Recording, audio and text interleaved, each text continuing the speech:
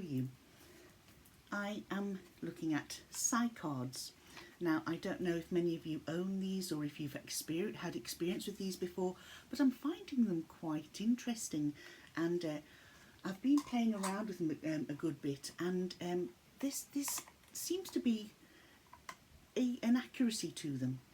So let's have a look. What are Psycards? Well, Psycards comes in this little tuck box. There are 40 cards in the deck. Okay, I don't know if you'd call them Oracle cards. They're certainly different to Oracle, they're different to Lenormand, and they're different to Tarot. These are something in their own right, okay? They have they're nice, a nice quality card. You've this lovely red, black and gold decorative pattern on the back. And the cards just come with an image and a word at the bottom, or a couple of words, if there's a sort of, you know, like the skills or liberation or so. Liberation is just one word, so liberation, that's freedom. They do come numbered. These are not in order, but I don't think it makes any difference to show you. It's the cave, then that's the stranger, this way, the warrior, we have the father,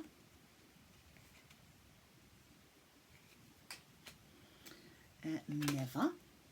So if you ask a direct question, so am I going to win the lottery? Never. The puzzle, and that is really quite something. The puzzle, it's sort of you've got it that way, but then do you need to look at it to read it that way, or that way, or that way? It's quite a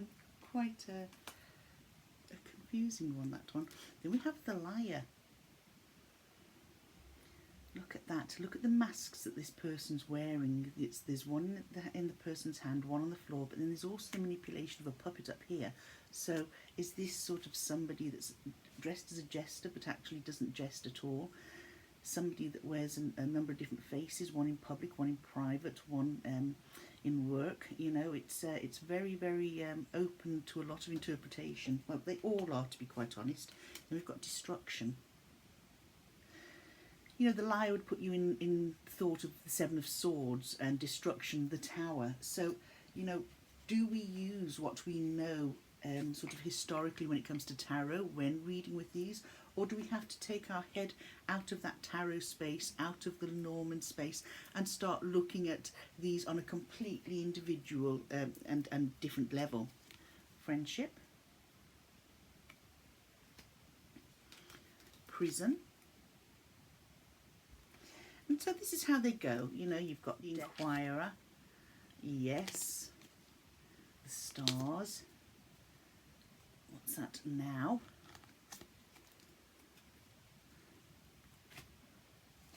Money,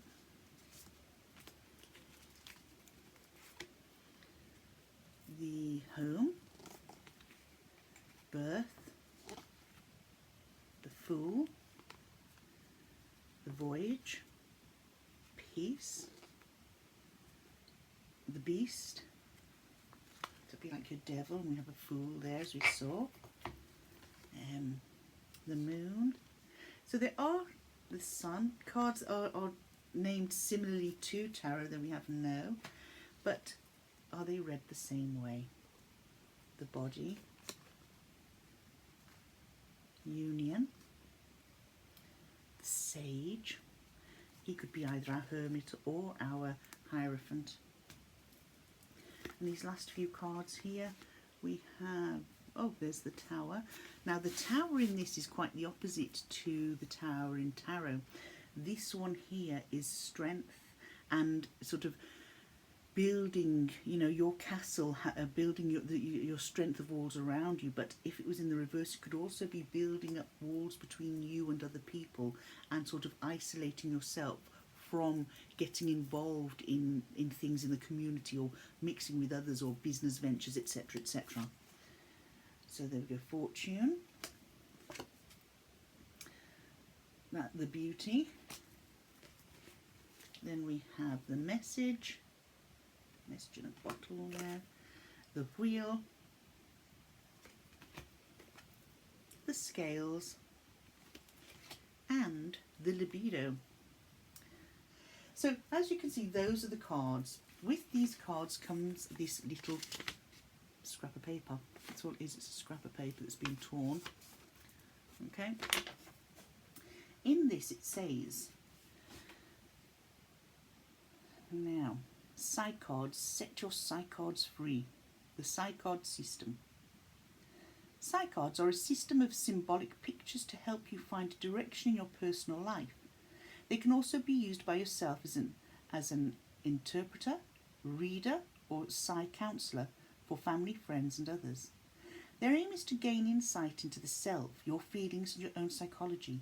They can help you make personal decisions and understand your motivations.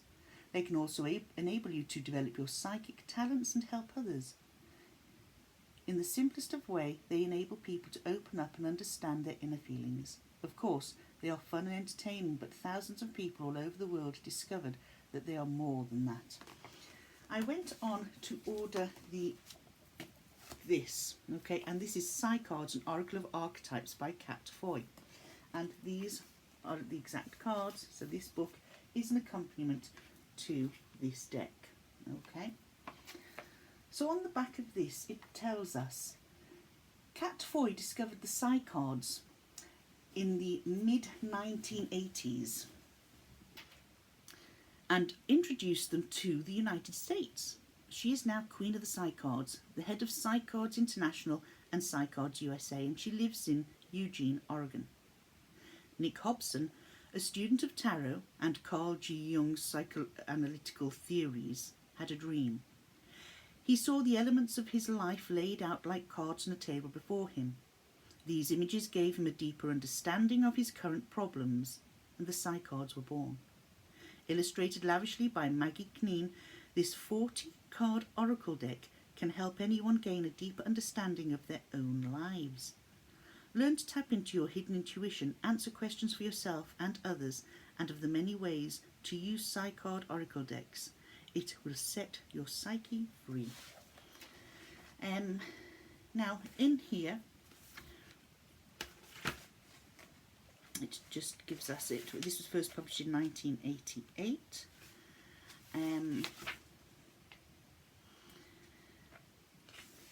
It's dedicated there to somebody, and we have our acknowledgements, a word about pronouns, introduction, synchronicity and the archetypes, using Psycards, suggestions on what to say before a reading, and one more thing, and then the Psycard spread, shuffling and selecting the cards.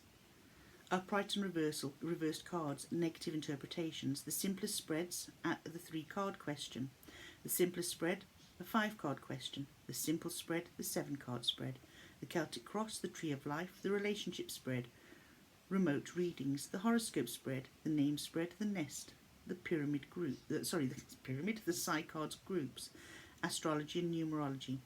Then we have then it goes through each of the cards from number 1, the Inquirer, right through card number 40, Union.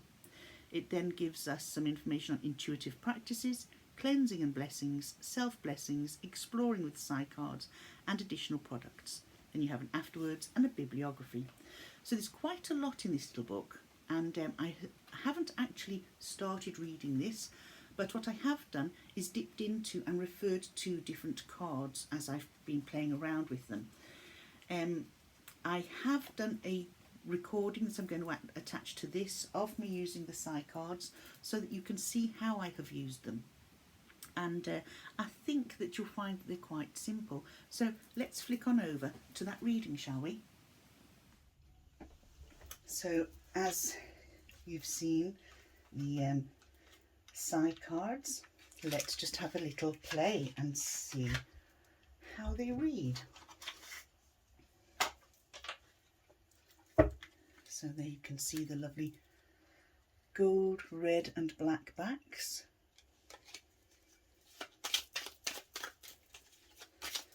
And we're just going to do a past, present and future reading, 3-card reading, and see what it tells us.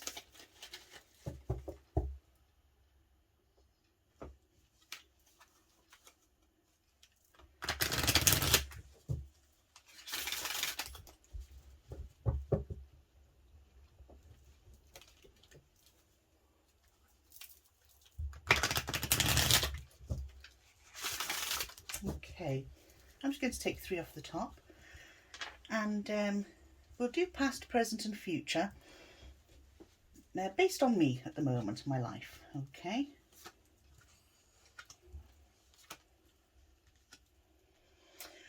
Okay, based on my life, let's see. So we've a no for something. Now I haven't got a specific question in my head. So in the past, here we go. Have I been seeking my fortune? We've got somebody here on a lantern going down or coming up a spiral staircase. Have I been in search of my my fortune in the past? I suppose that generally could be a yes, because we're all on the road to seeking our fortune, you know, through our lives and work, and hoping to be able to do the best we can. Currently this is home and very happy in my home. There's bread on the table, we've got pets that lie by the fire, and we do have this sort of cosy outlook. Future being no. So I'm not quite sure why that is there at the moment, because I haven't asked a specific question, nor have I anything in mind at the moment that I want an answer to. That could be direct for a lot of things, but what it is, I'm not quite sure. So if I was to say was, I don't know, was the cancer to come back? We're happy, we've been seeking our fortune, we're happy in our home. Would the cancer ever come back in the future? The answer would be no, but there again, I have set a question to that card. So let's take these away.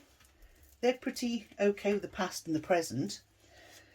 So we'll do the past, present and future again, and this time I'm going to ask a question, and my question is going to be, am I going to, we'll do it something outlandish, okay? Am I going to win the lottery? Am I going to win the lottery? Now that question, that card could have preempted my question. Let's have a look. We're going to take 3 from the top. Mother,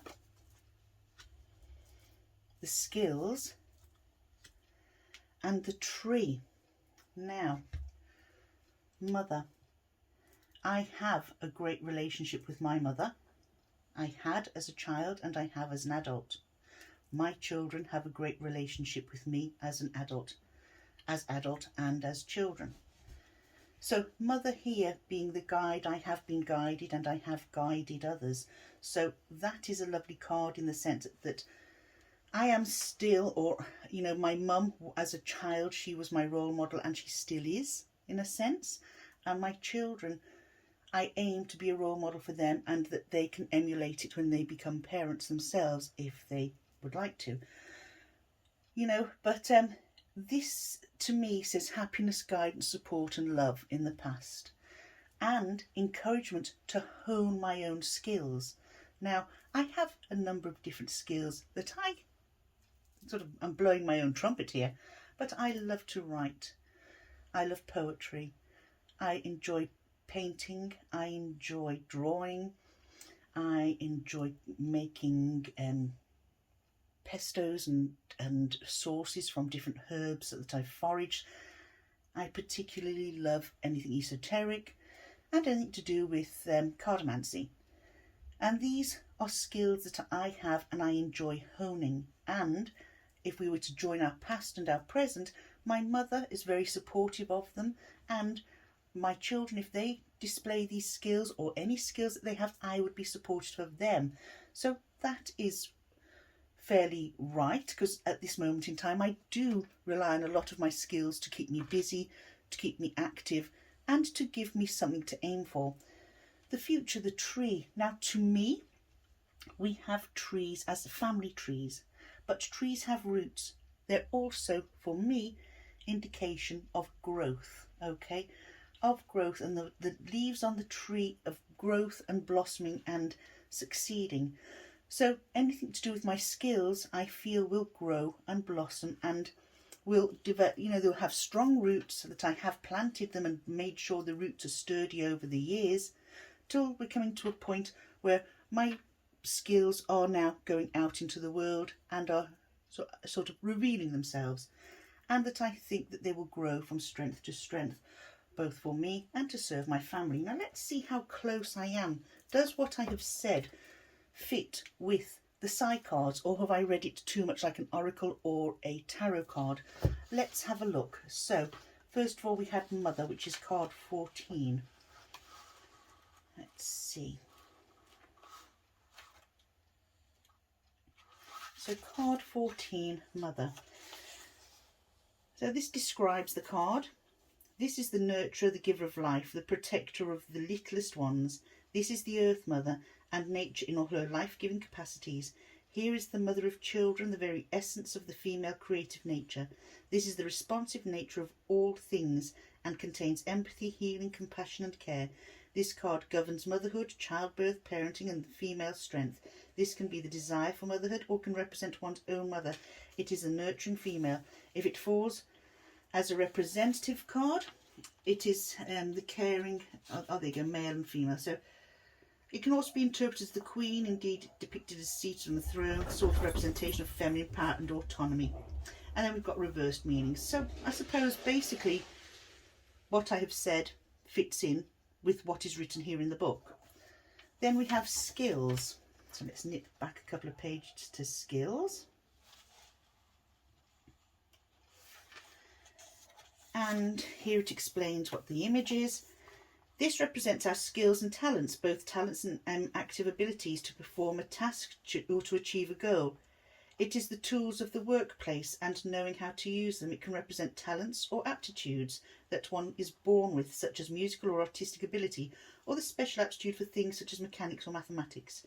It also indicates the skills which are learned. Here are vocational abilities, not necessarily those learned in a formal education. In fact, this card represents those skills which are actively acquired. It is the ability to clean a fish, to operate a piece of machinery, and to employ tools of all sorts in the completion of a task. It can indicate a period of learning what tools are needed for what job and how to use them or to achieve the desired results. So that goes on there. It tells us the reverse meaning, and the number 9 is associated with the 9th house in astrology, the house of learning. In numerology, the 9 represents global consciousness, cross-cultural sharing and humanitarianism. So very similar to what I was saying. And then the last one is the tree. So let's look at the tree.